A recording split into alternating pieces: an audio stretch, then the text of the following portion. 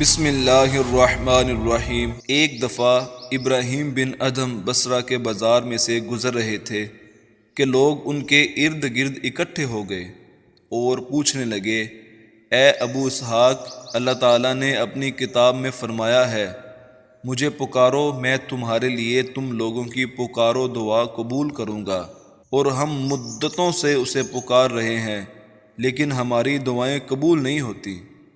ابراہیم رحمۃ اللہ علیہ نے فرمایا، اے بصرہ والو، تم لوگوں کے دل 10 چیزوں میں مر چکے ہیں۔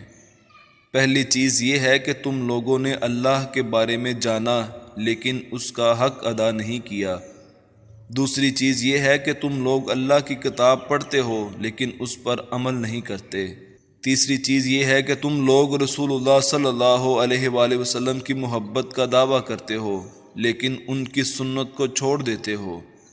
چوتھی چیز یہ ہے کہ تم لوگ شیطان سے دشمنی کا دعویٰ کرتے ہو لیکن عملی طور پر اس کی موافقت کرتے ہو۔ پانچویں چیز یہ ہے کہ تم لوگ کہتے ہو کہ ہمیں جنت حاصل کرنا پسند ہے لیکن اس کے لیے کام نہیں کرتے۔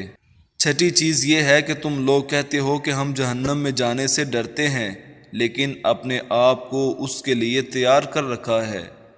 ساتویں چیز یہ ہے کہ تم لوگ کہتے ہو کہ موت حق ہے لیکن اس کے لیے تیاری نہیں کرتے۔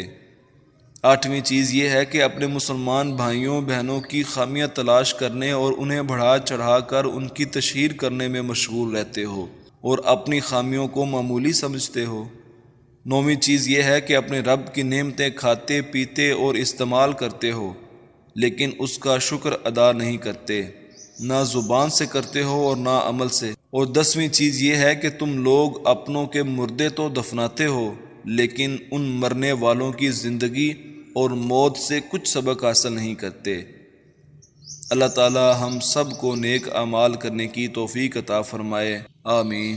جنہوں نے ابھی تک ہمارا چینل سبسکرائب نہیں کیا، ان سے گزارش ہے کہ ہمارے چینل کو سبسکرائب کر لے اور بیل آئیکن کو دبا دے۔ جزاک اللہ خیر۔